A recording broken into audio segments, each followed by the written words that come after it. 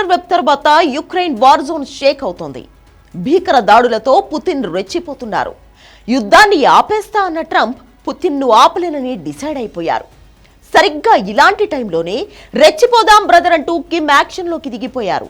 పుతిన్కు unconditional support ప్రకటించి Ukraine war జోన్ను అల్లాడిస్తున్నారు.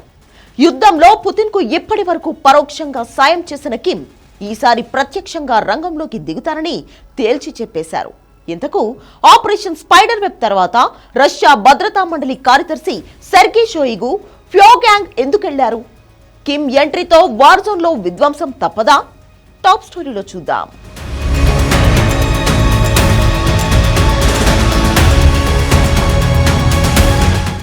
ఇరవై 24 సంవత్సరాల తర్వాత నార్త్ కొరియాకు వెళ్లిన పుతిన్ ఏడాది క్రితం సరిగ్గా ఇదే సమయంలో అంతర్జాతీయ మీడియాలో టాప్ హెడ్లైన్ ఇది. యుద్ధం పీక్స్ లో ఉన్న వేళ కీవ్ కి ఆయుధాలిస్తే తాను తన మిత్ర దేశాలకు వెపన్స్ ఇస్తానని పుతిన్ సంచలన ప్రకటన చేసిన వేళ రష్యా అధినేత ప్యోగ్యాంగ్ పర్యటన టాక్ ఆఫ్ ది వరల్డ్ గా మారింది.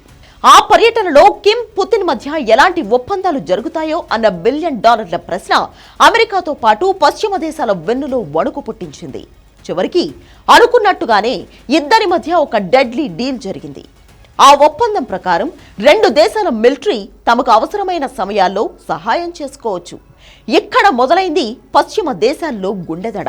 ఎందుకంటే ఈ ఇద్దరి మధ్య ఇలాంటి మిలిటరీ డీల్ జరిగితే పరిస్థితులు ఎలా ఉంటాయో వారికి తెలుసు. కట్ చేస్తే రష్యా ఉత్తర కొరియా మధ్య కీలక ఒప్పందం జరిగిన ఏడాది తర్వాత రష్యాపై కీవ్ ఊహకందని దాడి చేసింది. ఆపరేషన్ స్పైడర్ వెబ్ ద్వారా ఏకంగా 41 యుద్ధ విమానాలను ధ్వంసం చేసేసింది. ఆ తర్వాత పుతిన్ సైతం యుక్రెయిన్ యుద్ధ భూమిలో విధ్వంసం మొదలుపెట్టారు. అదే సమయంలో పుతిన్ రష్యా భద్రతా మండలి కార్యదర్శి సెర్గీ షోయిగును చిరకాల మిత్రుడు కిమ్ దేశానికి పంపించారు. అక్కడే అసలు సిసల ఆట షురూ అయింది. ఎందుకంటే రష్యాకు అన్కండిషనల్ మద్దతు ప్రకటించారు కిమ్ జాంగ్ ఉన్.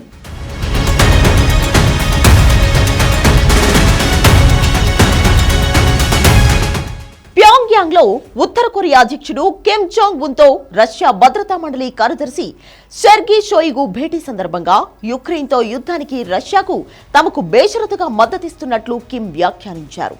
యుక్రెయిన్ తో యుద్ధం విషయంతో సహా అన్ని కీలకమైన అంతర్జాతీయ రాజకీయ సమస్యలలో రష్యా వైఖరిని, ఆ దేశ విదేశాంగ విధానాలకు నార్త్ కొరియా బేషరతుగా మద్దతిస్తోందని కిమ్ పేర్కొన్నారు.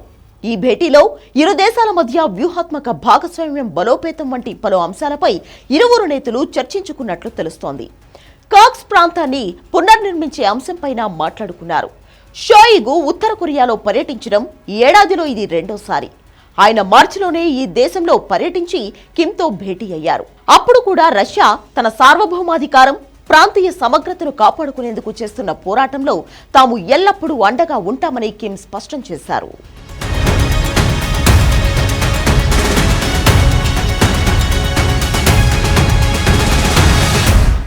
నిజానికి రష్యా తరపున తమ బలగాలు యుక్రెయిన్ సైన్యంతో పోరాడుతున్నాయనే విషయాన్ని ఏప్రిల్లోనే ఉత్తర కొరియా ధృవీకరించింది. దీనికి కొన్ని రోజుల ముందే రష్యా కూడా ఈ విషయాన్ని వెల్లడించింది. ఎంతమంది సైన్యం ఉన్నారనే విషయం మాత్రం బయటపెట్టలేదు. అయితే 10 నుండి 12,000 మందికి పైగా బలగాలు ఉండవచ్చని యుక్రెయిన్ నిఘా సంస్థ, దక్షిణ కొరియా అధికారులు గతంలో పేర్కొన్నారు. దీనికి ప్రతిగా రష్యా అత్యాధునిక ఆయుధాలు, అత్యున్నత సాంకేతికతను కిమ్కు అందిస్తున్నారు. ఇలాంటి సమయంలో రష్యాకి బేషరతుగా మద్దతిస్తున్నట్లు ప్రకటించడం చిన్న విషయం కాదు. పైగా రష్యా, నార్త్ కొరియా మధ్య ఇప్పటికే జరిగిన పరస్పర రక్షణ ఒప్పందము సాధారణమైంది కాదు. 2వ ప్రపంచ యుద్ధం ముగిసిన తర్వాత నాటి సోవియట్ యూనియన్, ఉత్తర కొరియా, చైనాని బెదిరించేందుకు, అవసరమైనప్పుడు దాడులు చేసేందుకు వీలుగా అమెరికన్లను దక్షిణ కొరియా, జపాన్లో సైనిక స్థావరాలను ఏర్పాటు చేయడమే గాక జపాన్తో రక్షణ ఒప్పందం కూడా చేసుకున్నారు. పుతిన్, కిమ్ మధ్య ఏడాది క్రితం జరిగింది కూడా అదే. ఈ ఒప్పందం ప్రకారం మూడో పక్షం లేదా కూటమి ఎవరి మీద దాడి చేసినా ఉమ్మడిగా ఎదుర్కొనేందుకు అవకాశం కల్పిస్తుంది. అంటే ఇప్పటి వరకు చాటుగా పుతిన్కు సాయం చేస్తున్న ఉత్తర కొరియా ఇప్పుడు నేరుగా సహాయం చేస్తుందన్నమాట. వివరంగా చెప్పాలంటే ఆపరేషన్ స్పైడర్ వెబ్తో రెచ్చగొట్టిన యుక్రెయిన్ను సర్వనాశనం చేసేందుకు కిమ్ తన సైన్యం మొత్తాన్ని రంగంలోకి దించినా ఆశ్చర్యపోవలసిన అవసరం లేదు. అదే జరిగితే మూడో ప్రపంచ యుద్ధం మొదలైనట్లే.